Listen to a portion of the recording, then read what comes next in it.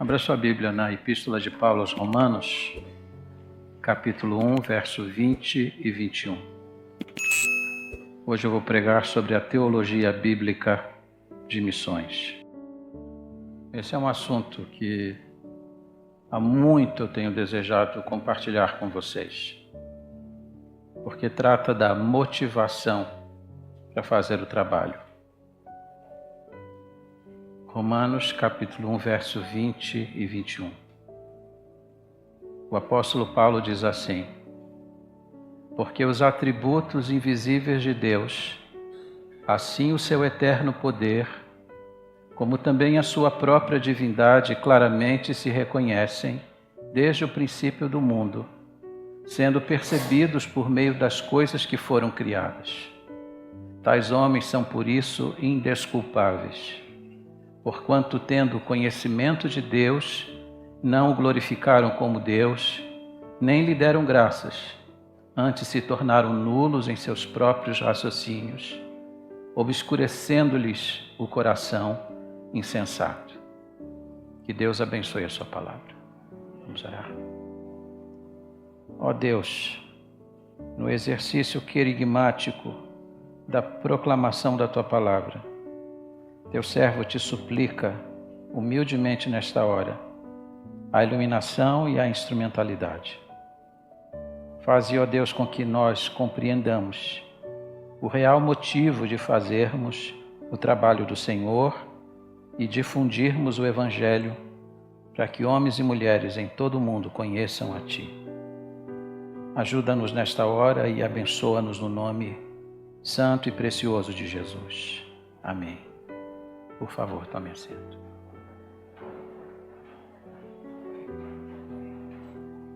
A carta do apóstolo Paulo aos Romanos é certamente uma das cartas mais complexas, uma das mais difíceis de compreensão.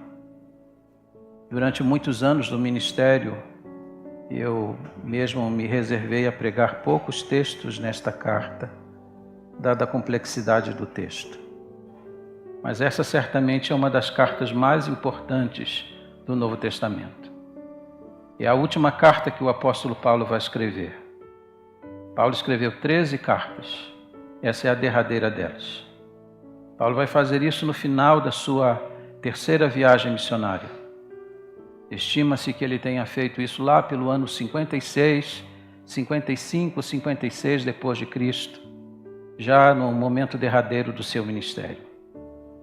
Essa carta é fruto da reflexão do apóstolo Paulo. Se a carta de Paulo aos Gálatas, que foi a primeira, foi uma carta vitoriosa, essa certamente é muito mais vitoriosa ainda, porque você vai encontrá-la no centro dos grandes movimentos que Deus já realizou na história. A conversão de Agostinho, a conversão de Lutero no século XVI, que vai desencadear a reforma protestante, e o reavivamento da Europa a partir da Inglaterra no século XVII. Dito isso, olhando a complexidade da carta, humildemente a gente precisa se aproximar do texto, pedindo a Deus a graça e a iluminação. Só Deus pode trazer luz ao nosso entendimento. Só Deus pode revelar para nós as verdades que estão contidas na sua palavra. E esta é a palavra do Senhor. O texto e o tema desta manhã, ele é de suma importância para nós. Talvez seja a chave para a compreensão de muita coisa dentro das Escrituras Sagradas. Algumas perguntas que a gente precisa responder antes de olhar para a passagem. Por que fazemos as coisas? Por que trabalhamos na igreja? Por que nós nos esforçamos para levantar ofertas missionárias? Por que nós nos importamos com a salvação do mundo? Por que fazer a obra missionária é uma coisa tão importante? A resposta a essas perguntas, elas são importantíssimas, porque pode ser que nós estejamos fazendo as coisas certas com a motivação errada. Paulo vai tratar aqui da verdadeira motivação para fazermos o trabalho de missões. Mas eu quero que você não perca de vista um fato. Nós estamos diante de uma carta. Você já recebeu uma carta? Ultimamente a gente já não recebe mais carta, a não ser cobrança, não é? Boletos, enfim. Mas eu sou daquela época que a gente mandava cartas. E a ansiedade para receber uma carta. Quando eu comecei a namorar minha esposa, eu escrevia uma carta por dia para ela. E cada carta era postada no correio. E isso até me preocupa, porque às vezes eu vejo pessoas namorando, noivando, e a comunicação é muito rara. Eu fico desconfiado desse tipo de relacionamento. Quando você escreve uma carta, você tem uma intenção por trás da carta. E quando nós observamos uma carta, 3 coisas são importantes: a autoria da carta, os destinatários da carta e o propósito da carta. O escritor da carta está bem definido lá no verso 1. E quanto a isso, no meio acadêmico não existe nenhuma dificuldade em aceitar a autoria do apóstolo Paulo para esta carta. Mas veja como que Paulo vai se definir quando se apresenta aos irmãos de Roma. Paulo, servo de Jesus Cristo, chamado para ser apóstolo, separado para o Evangelho de Deus. Hoje, quando a gente escreve uma carta, a gente normalmente coloca a cidade, a data, escreve o assunto e lá no finalzinho da carta você escreve seu nome. Na antiguidade não era assim.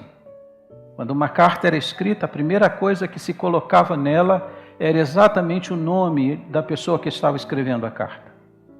E isso tinha alguns objetivos. Primeiro, dar autoridade ao documento que estava sendo enviado. Era para facilitar quem está lendo, porque sabendo quem enviou, fica mais fácil entender o conteúdo da carta. E porque normalmente as cartas não eram como as nossas. Uma folha de papel, aí você escreve todo o conteúdo e ao final você escreve o seu nome.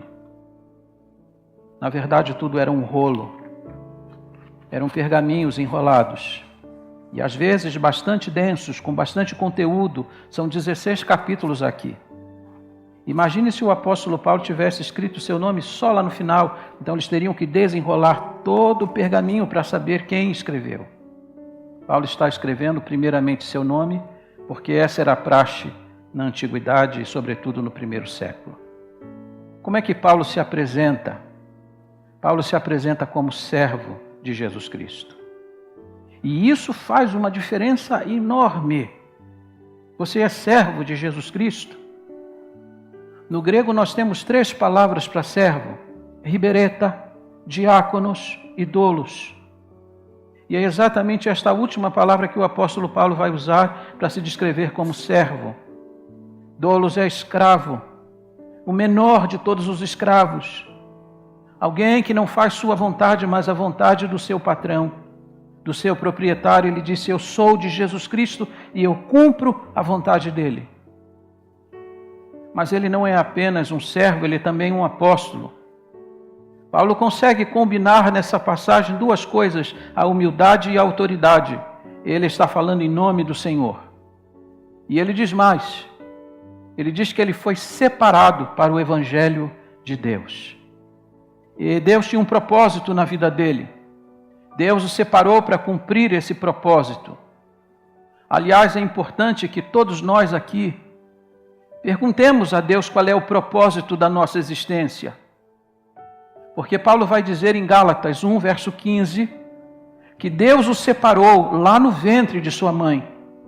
Ele disse: antes de eu nascer. Isso significa que antes do nosso nascimento, Deus tem um propósito para a nossa existência. É certo que o propósito final da existência de alguém é a glória de Deus, mas dentro do reino de Deus, Deus tem um propósito específico para nós. E Paulo disse que o propósito da vinda dele foi que ele se tornasse um pregador do Evangelho de Deus. Essa é a autoria. A segunda coisa importante que a gente precisa olhar nessa carta são os destinatários da carta. Paulo vai identificá-los no verso 7. A todos os amados de Deus que estais em Roma, chamados para ser de santos. Paulo está escrevendo, e preste aqui muita atenção no que eu vou falar. E essa talvez também tenha sido uma das razões porque Paulo começa com o seu nome. A igreja de Roma era uma igreja que Paulo não conhecia pessoalmente. Paulo nunca tinha ido a Roma. Paulo nunca tinha visitado aquela cidade. Mas Paulo vai escrever algumas coisas importantes para eles. Primeiro, que eles são amados de Deus. É muito importante a gente saber que é amado. Um filho precisa ouvir de seu pai, eu te amo. Os pais precisam ouvir dos filhos, eu te amo. O cônjuge precisa ouvir do outro, eu te amo.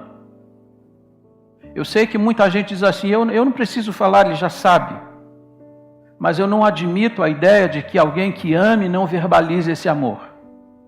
E vocês sabem que nós temos muitas necessidades. Precisamos ser tocados e precisamos também ouvir coisas boas. Precisamos que o outro diga para nós, embora muitas vezes nós saibamos isso, mas é importante ouvirmos que aquela pessoa é amada. Mas se nós temos necessidade de ouvir do outro que somos amados, muito mais importante é saber que somos amados de Deus. Paulo disse, vocês são amados de Deus. Deus ama vocês de uma forma especial. Mas eles não são apenas amados. Paulo disse que eles foram chamados para serem santos. E é curioso porque Paulo disse que ele foi chamado para ser um pregador. E diz que todos os crentes, assim como os crentes de Roma, foram chamados para serem santos. E isso é admirável, porque Roma, nos dias do apóstolo Paulo, que já era uma grande metrópole, era a capital do império, com 45 mil prédios erguidos, era uma cidade monumental, mas era uma cidade com muitos problemas espirituais. Juvenal e Sêneca, que são escritores da época, se referem a Roma como sendo um esgoto de iniquidade.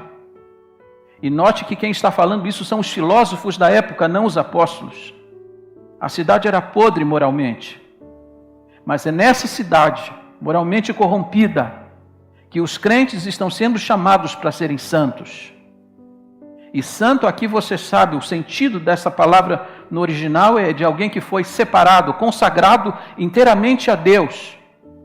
E louvado seja Deus, eles foram chamados para serem santos e corresponderam a esse chamado, porque no verso 8, Paulo disse que a fé deles está sendo conhecida no mundo inteiro. Paulo disse, eu já não tenho mais necessidade de falar nos lugares sobre o Evangelho, porque quando eu faço menção de vocês, eles já conhecem a fé que sai daqui da capital do império. Eles estão vivendo à altura daquilo para o qual foram chamados. Esses são os destinatários desta carta. Agora a grande pergunta de hoje cedo, porque esse é o cerne da pregação de hoje, é o propósito com que Paulo escreve esta carta. Quando você escreve uma carta para alguém, é certo que ao escrever esta carta você escreve isso com o propósito de comunicar uma mensagem. Com que propósito Paulo está escrevendo para esses irmãos? Com que propósito Paulo está escrevendo para esta igreja que ele nunca tinha visitado? Esses irmãos que ele não conhecia pessoalmente, a não ser Priscila, e Áquila e Pérside, que eram 3 nomes já bem conhecidos no contexto da igreja. À exceção desses 3 nomes, Paulo não conhecia mais ninguém em Roma. Com que propósito Paulo escreve para eles? Paulo escreve sobre o seu grande anseio de um dia estar em Roma. O propósito que ele já havia estabelecido no passado. Ele disse, muitas vezes eu quis estar aí, mas a ocasião ainda não aconteceu. Espero que pela vontade de Deus ela aconteça agora.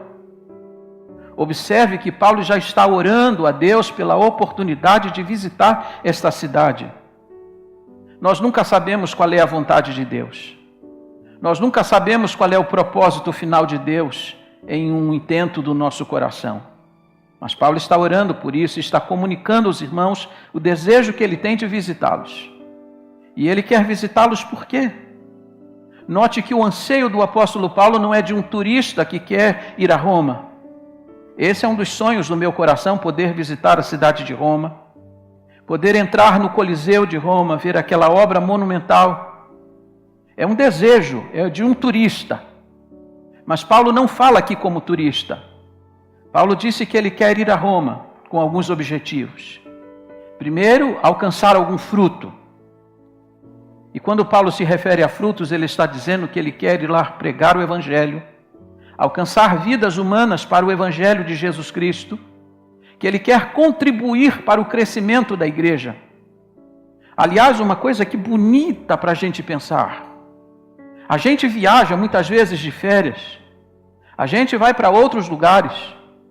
Quem sabe colocar no coração também o desejo de, quando estivermos em viagem em algum lugar, a ajudar alguma igreja durante esse período que estivermos lá, para também provermos o crescimento desta obra. Eu era menino, ainda lá no Rio de Janeiro, e um dia eu ouvi o meu pastor dizendo que durante o período das férias que ele teve com a família, ele foi para uma cidade e lá havia uma pequena igreja e durante um mês das suas férias ele dedicou-se àquela igreja e pôde ajudar a fortalecer aquele trabalho. Aqui está uma meta. O apóstolo Paulo quer visitá-los, ele quer alcançar algum fruto. Ele disse que também quer compartilhar alguma dádiva com eles. Algum conhecimento do Evangelho, Paulo disse, eu quero dividir com vocês. Mas sobretudo, Paulo disse, eu quero visitar vocês, para que vocês me apoiem no meu intento de continuar na minha missão. Eu pretendo ir à Espanha, capítulo 15, verso 24 de Romanos, ele vai expor isso com clareza. Paulo busca o apoio daquela igreja para continuar pregando o Evangelho, para continuar levando o Evangelho aos lugares mais distantes. Com que propósito? Com que intento? Com que motivação? Qual era a motivação do apóstolo Paulo para que ele se dedicasse de uma forma tão tremenda à pregação do Evangelho? Por que Paulo se expunha a tantos perigos? E vocês sabem que quando Paulo está escrevendo esta carta à igreja de Roma, ele está em Corinto, e ele está intencionando ir a Roma, e ele vai fazer a sua última viagem, que vai acabar deflagrando a sua morte. Por que Paulo se expunha a tantas coisas assim? Por que ele se sacrificava tanto? O que está por trás dessa motivação? Aqui estamos nós, Igreja Batista Cristo Salva. Por que nós estamos reunidos aqui esta manhã? Por que colocamos os nossos bens aqui para a disposição do serviço do Senhor? Por que estamos fazendo essa campanha? A motivação é o vetor importante desta passagem. Paulo vai expor para nós, sobretudo, o motivo primeiro, porque ele quer ir a Roma.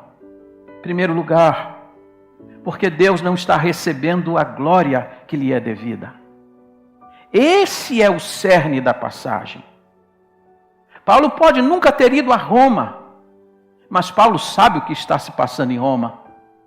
Eu nunca, à exceção do aeroporto em Brasília, onde eu já desci uma vez, eu nunca trafeguei por Brasília.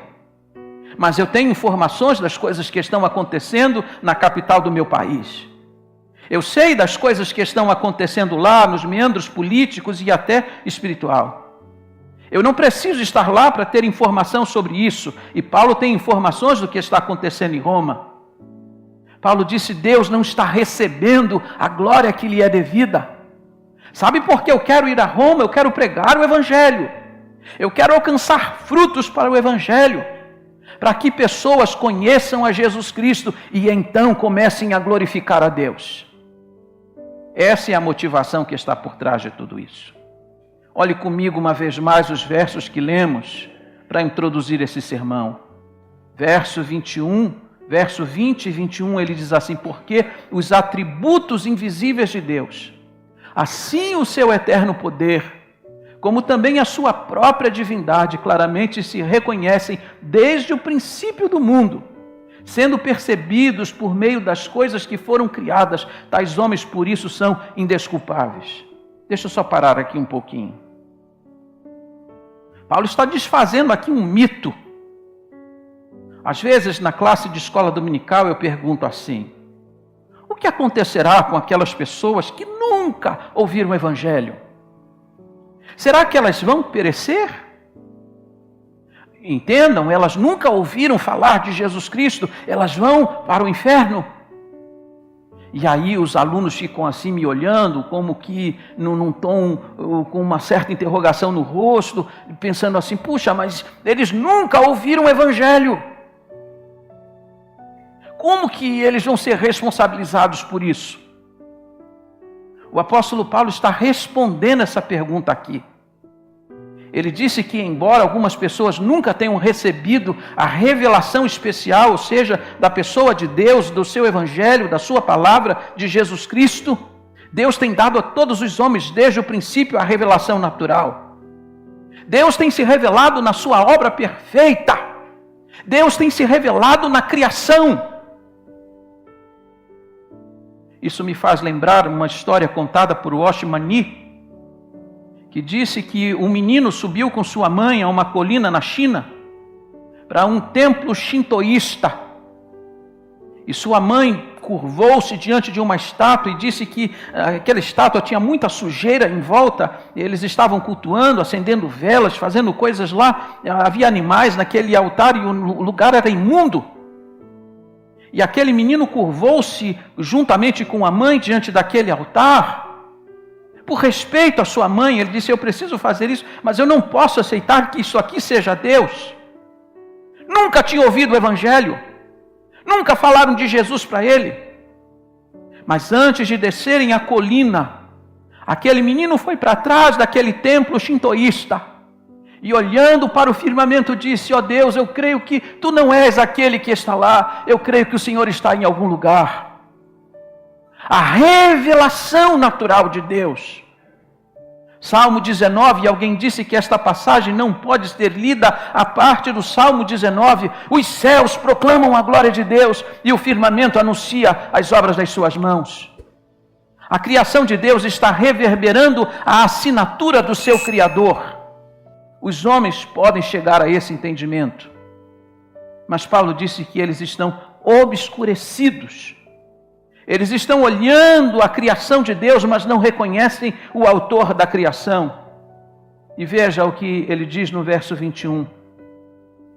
Porquanto, tendo conhecimento de Deus, e o conhecimento aqui é o conhecimento natural, não o glorificaram como Deus, nem lhe deram graças, antes se tornaram nulos em seus próprios raciocínios, obscurecendo-lhes o coração insensato. Verso 23, leia comigo. Pois eles mudaram a verdade de Deus em mentira, adorando e servindo a criatura em lugar do Criador, que é bendito eternamente. Amém. Se você olhar um pouquinho lá no verso 23, ele diz assim, e mudaram a glória do Deus incorruptível, em semelhança da imagem de homem corruptível, bem como de aves, quadrúpedes e répteis. O que Paulo está dizendo?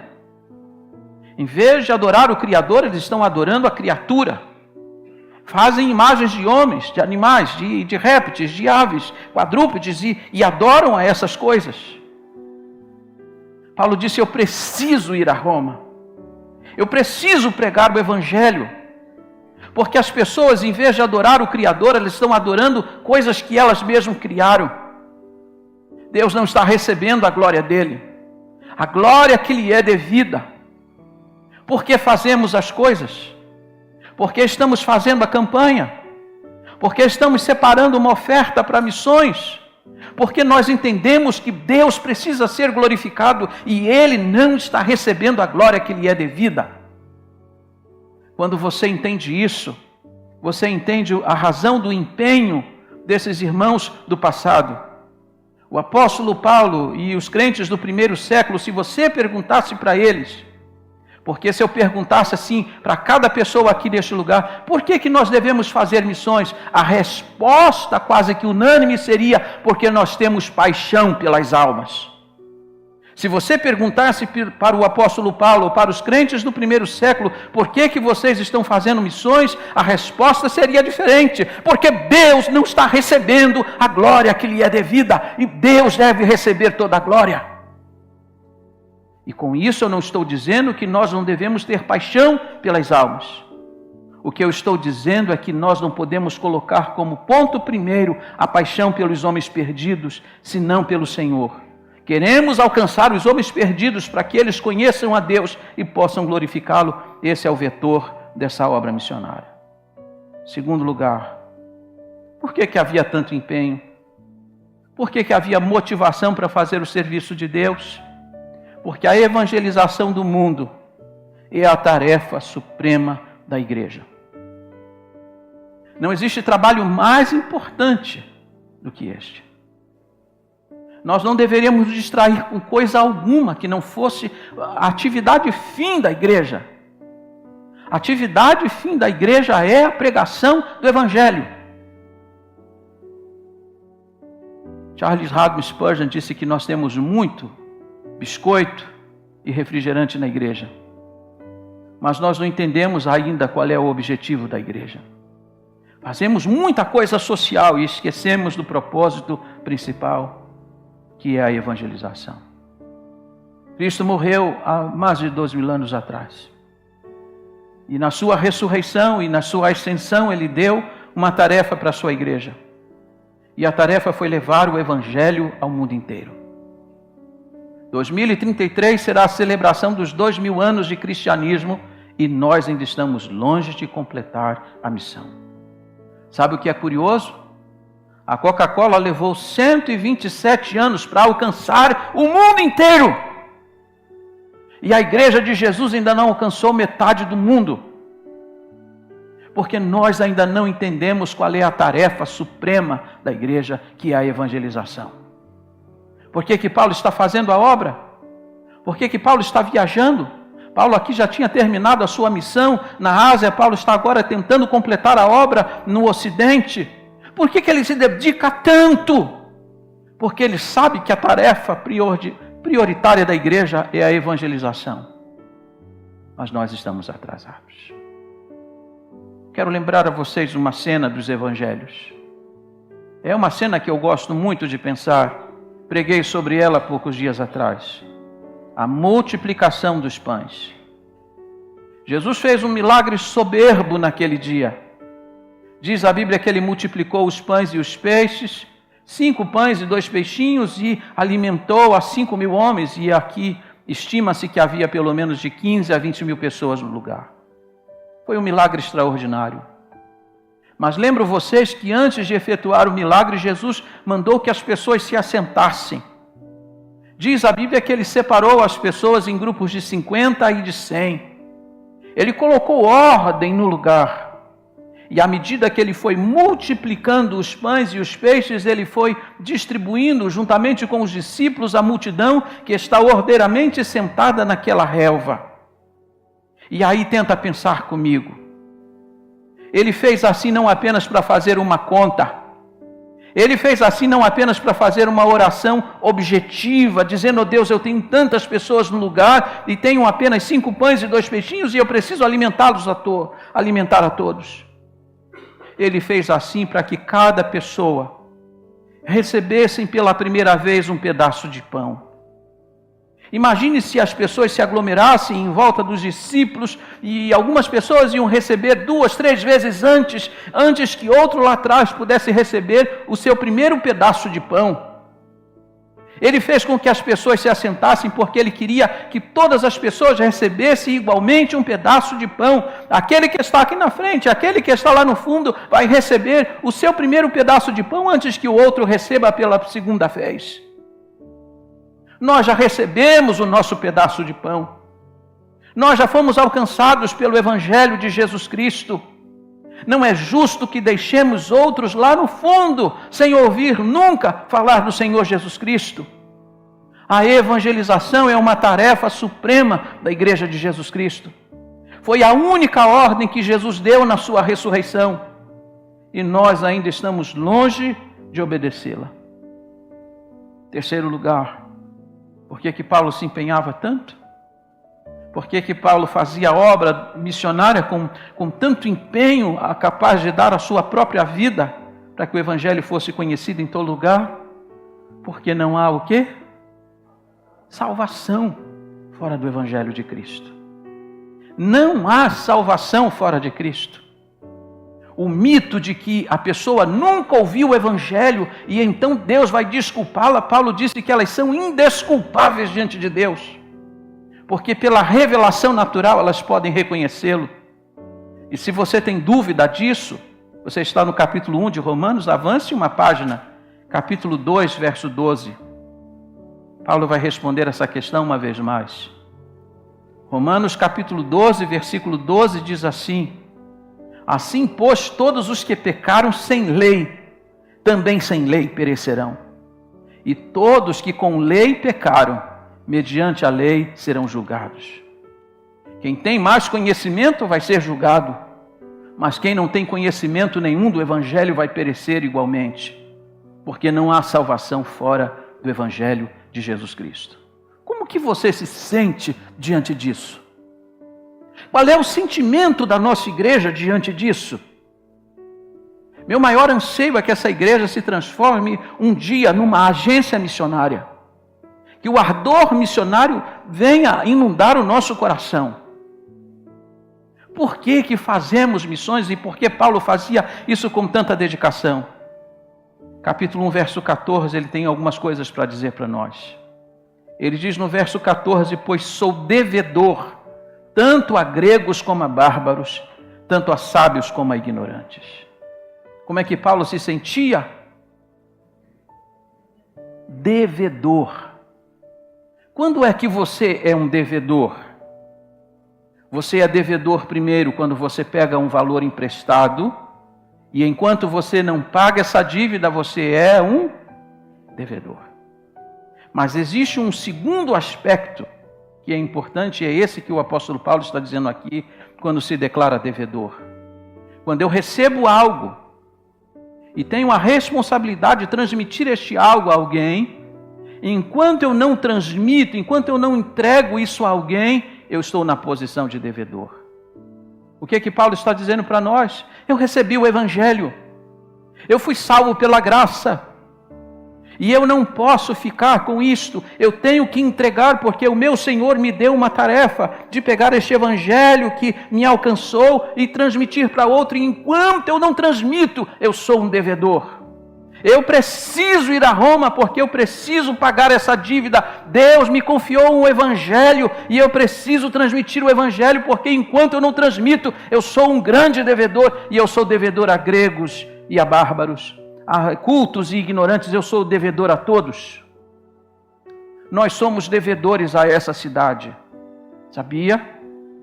Nós temos uma dívida com a cidade de São Roque, você sabia? Porque nós recebemos o Evangelho, nós fomos alcançados pela graça, nós não podemos reter essa mensagem para nós, nós temos que entregá-la, porque enquanto você não entrega algo que lhe foi confiado, você é um devedor diante do Senhor. E agora, perceba, Paulo não é apenas um devedor, Paulo quer pregar o Evangelho porque ele está convicto de uma verdade. Verso 16: pois não me envergonho do Evangelho, porque é o poder de Deus para a salvação de todo aquele que crê. Evangelho é o quê? Evangelho é o quê? Poder. Sabe por que a gente não troca a mensagem nesse púlpito? Sabe por que sempre a gente prega usando a Bíblia como o livro-texto? Sabe por que a gente não se afasta da fé reformada? Porque a gente crê que o Evangelho é o poder. A igreja não precisa de inovações, a igreja não precisa de muletas, a igreja não precisa de artifícios para alcançar pessoas, a igreja precisa apenas pregar o Evangelho de Cristo, porque este Evangelho ele é poderoso. E este Evangelho faria a diferença na capital do império dos dias do apóstolo Paulo, porque tinha sido assim em todos os lugares por onde ele havia passado. Não importasse a cultura, não importasse a cidade onde Paulo pregava o Evangelho, as pessoas eram salvas. Temos que pregar o Evangelho, porque o Evangelho é o poder de Deus. E por último, quarto lugar, por que fazer missões? Por que entusiasmar-se com esta obra? Por que manter a motivação para a obra missionária? Porque Cristo virá em breve. Se você olhar com muita atenção as epístolas, você vai perceber que todos os escritores vão escrever olhando para a vinda de Jesus como algo iminente. Hoje a gente fala assim com os crentes, Jesus vai voltar, eles dizem assim, ele vai voltar, um dia ele vai voltar. Elas sabem que ele vai voltar, mas tem uma sensação de que isso vai demorar tanto, mas vai demorar tanto, que a gente tem tempo para esperar. Você não vai encontrar isso em nenhum livro no Novo Testamento. Todos os livros foram escritos na iminência da vinda de Jesus Cristo. Inclusive a carta do apóstolo Paulo aos Romanos. Capítulo 13, versículo 1, ele disse, já é tempo de despertarmos. Porque a nossa salvação está mais próxima do que quando nós cremos. Quando Paulo escreve, ele escreve na iminência de que Jesus está às portas, mas nós não temos esse senso. Estamos vivendo como se Jesus não fosse voltar. Estamos vivendo como se Jesus fosse voltar em outro tempo, em outra geração, e isso é errado.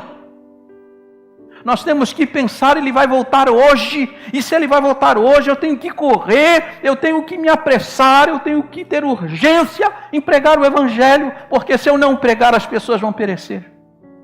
Sem lei elas vão perecer, com lei elas vão perecer. Elas precisam de Jesus Cristo desesperadamente. Mas nós estamos cônscios disso? Nós estamos persuadidos desta verdade? De que a vinda do Senhor é breve? De que nós não temos mais tempo para ficar esperando? Cristo vai voltar.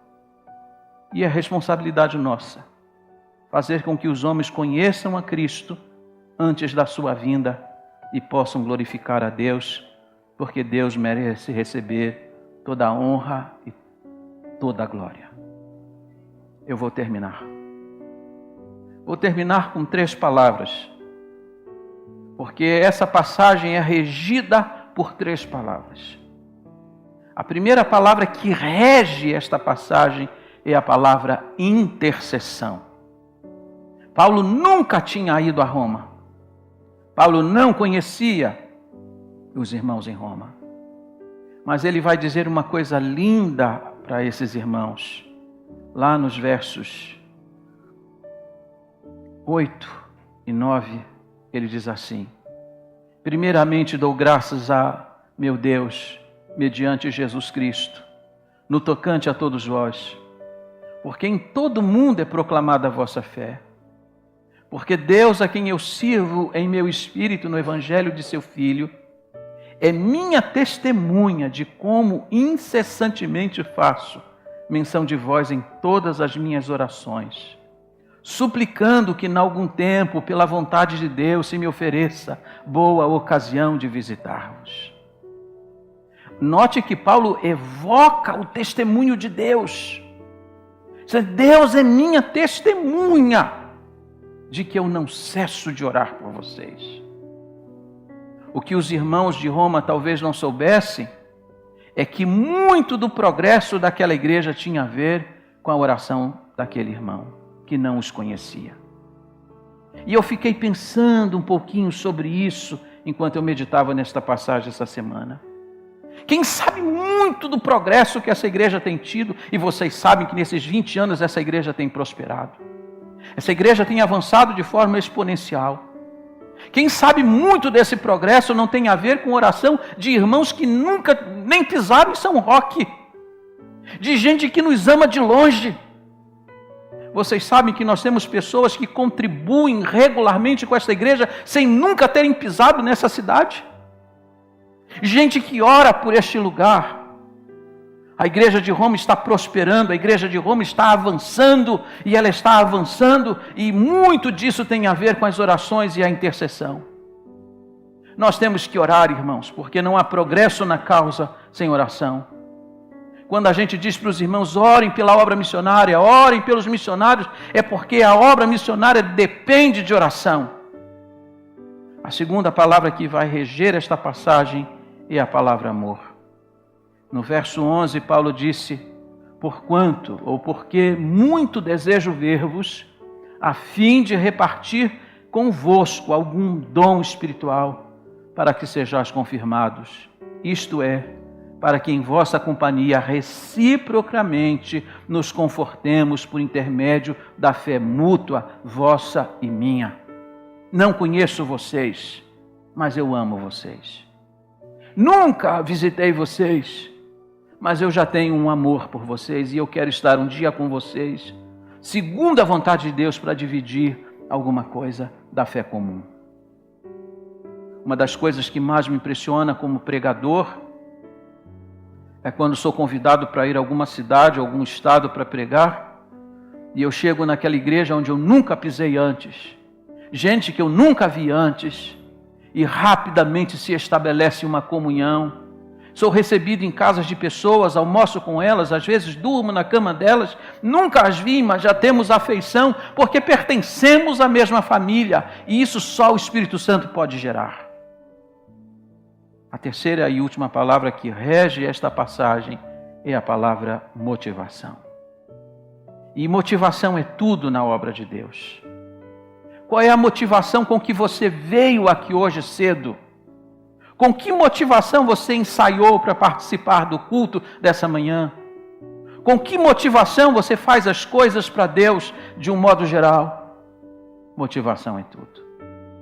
E eu vou terminar com um exemplo. Um exemplo que eu li no início do meu ministério há 36 anos atrás. Se você nunca leu o livro Paixão pelas Almas, de Dr. Oswald Smith, é uma leitura que eu recomendo. Neste livro Paixão pelas Almas, o pastor Oswald Smith, que foi pastor da igreja presbiteriana de Dale, em Toronto, no Canadá, conta a história de uma menina chamada Grace. Uma família muito pobre, muito pobre, muito pobre. E aquela menina, todo inverno, usava sempre a mesma capa. E a capa, à medida que os anos foram passando, foi envelhecendo, cada dia mais rustida. E um dia, a mãe de Grace disse assim para ela: minha filha, no próximo inverno, mamãe vai comprar uma capa nova. Mas Grace estava doente. E dessa enfermidade ela veio a falecer. Mas antes de falecer, ela disse assim para a mãe: mãe, por favor, não me compre uma capa nova. O dinheiro da capa eu quero que a senhora envie para algum missionário que está na Índia. Antes de morrer, sua mãe vendeu os móveis, vendeu os brinquedos, vendeu tudo que Grace tinha e doou para a obra missionária. Dr. Oswald Smith disse em seu livro: se um dia Deus me der a oportunidade de estar junto do trono da graça, quando as pessoas vão ser recompensadas, eu queria estar junto do trono da graça quando Grace receber a sua recompensa. Ela deu tudo o que tinha. Ela fez um sacrifício, a motivação dela era uma motivação correta. Dr. Russell Philip Shedd, de boa memória, antes de morrer, disse para uma das suas filhas: diga para as pessoas, não me envie coroas no dia do meu sepultamento. Doem o dinheiro para missões. Não me enviem coroas, doem o dinheiro para missões. Se aqui eu estiver, quando Deus me chamar, digo a mesma coisa a vocês. Não se preocupem com coroas. Peguem o dinheiro da coroa e mandem para a obra missionária. Motivação. Deus precisa receber a glória e Ele não está recebendo a glória. Os homens, em vez de cultuarem e adorarem o Criador do universo, estão adorando criaturas.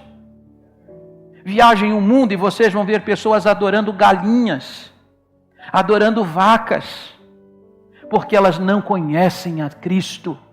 É responsabilidade minha e sua fazer com que o Evangelho as alcance, para que Deus então seja conhecido e glorificado. Essa é a teologia bíblica de missões. Deus precisa receber a glória que lhe é devida.